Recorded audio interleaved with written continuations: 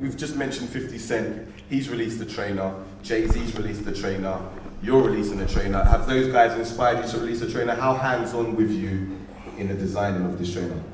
Very much so. I mean, A-Side and the guys at Nike came up and I've always been bugging them about trying to get your signature trainer and stuff like that, or can you find somewhere I can kind of redesign the Air Force One or other trainers that I've liked over the years, and they were like, oh, I was probably bugging them out all the time, and then they kind of got them into a position where they said, yeah, it was all right, so I couldn't believe it. I was a bit amazed at the beginning, and then it was quite intense at the beginning, where the guys come over from America and were saying, look, what do you want? He came with loads of swatches of leathers and stuff like that, and I'm not really massive on loads and loads of different colours and extravagance, different raw out there kind of stuff. I like plain, simple, but nice stuff, and hopefully I've kind of achieved that. But there was just a few things that I asked for to be definitely on there. Obviously the 5 was obviously synonymous with my number that I played in for years and years for England and Man United.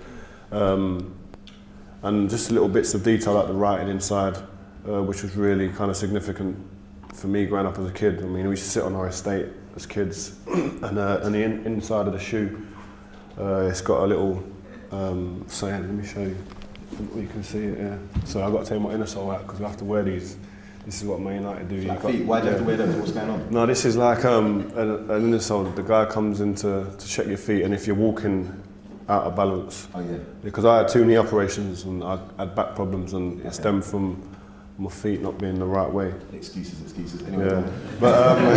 But I put some writing inside there, which was when I was a kid. Me and my friends used to sit down on the estate and kind of just talk about. All we ever talked about was football. Sometimes girls, and then football, and then sometimes girls again. But it used to always come back to like if I got 1 minute, if I got to play football for just 1 minute as a professional footballer, I'd die a happy man, and that was always kind of something that stuck. As a kid, and I said I just wanted to be a footballer. It didn't matter if I became a footballer playing for Man United or playing for England. It was like, as long as I could walk out of my house one day and say, listen, I've played professional football in the lowest division, but professionally, I'd be happy. So God forbid that dream didn't come true, what would you have been? What would you have liked to have been? I know you said you don't want to be anything apart from a footballer, but back then I probably would have been a singer, if I'm honest. A singer, really? No. Man used to say that, drop the music. No, I was into music when I was a kid. I used to like do productions and that at school and stuff like that, and acting. I was really big on acting. I probably would have tried to do something like that. If not, failing that, I probably would have done what a lot of my friends do, which is working for the council in the community, on the youth clubs and adventure playgrounds and stuff like that. Cool. It's no secret that you're a big fan of music. You've been on One Extra, my station, quite a few times. A lot of artists are asking me for these trainers, get the hook up. I know you're going to interview Rio Ferdinand. What UK artists are you really feeling right now? Do you listen to? Loads. I mean, different genres. I like, obviously, with grime type, hip hop kind of stuff. Kano. Yeah. Ghetto. Chipmunk. Then all the guys that you see on TV kind of doing their little thing, especially on One Extra as well. Amy Winehouse, I love her. I think she's brilliant. Have you met her before? Needs to fix up, but yeah, she does. It's no secret. We're not being harsh. But have you met her before? No, I've never met her. No, I've never seen her. Have you got any kind words for her? Maybe we can relay them. No, just bring out another album, healthy, please. Okay. Lily Allen, I like her, Lily Allen as well. Okay. But yeah, there's loads of it. Estelle's killing it at the moment, so she's been working hard for years. So I'm happy that she's got to where she's at. What are the plans with your record label, White Chalk? That's kind of gone to a different angle now, more of a charity-based thing where kids can come in and get like MVQs with engineering and stuff in the studio. So it's not much of a record company anymore. It's gone to more of a charity where the kids can come in there into the record studio that we got up in Manchester and use that as a facility to learn and stuff. Okay. What's the relationship like between yourself and your brother Anton? Because from what I hear, he's saying he's a much better footballer than you. Is that true? That's just brotherly banter, isn't it? Brotherly banter, lads. But did you teach him everything he knows? Yeah.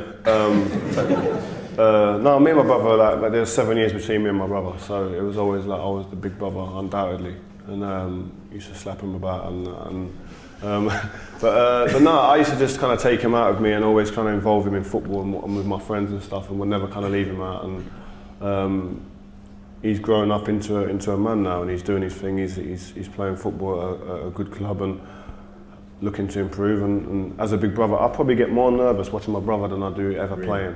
I hate watching him. I go and watch, and I'm sitting in the stand, and I don't want him to make a mistake. And it's just because obviously he's your brother, you want him to do as well as he can, and that's the way it is. Do you think it will ever work, you and him playing centre back together? Do you think that would be a good combination? Yeah, I'd love to see it. I mean, I asked our manager. No, I don't know. But I'd love to see it. I think for my family it would be brilliant. I mean, my mum and dad would be forever crying probably for enjoyment and pride and stuff. But if it doesn't happen, as I said, we won't be going mad over it. But if it did, it'll be a great achievement for us. You talk about achievements. What else is there left for you to achieve? What have you got any more life goals? To win the Champions League again, definitely.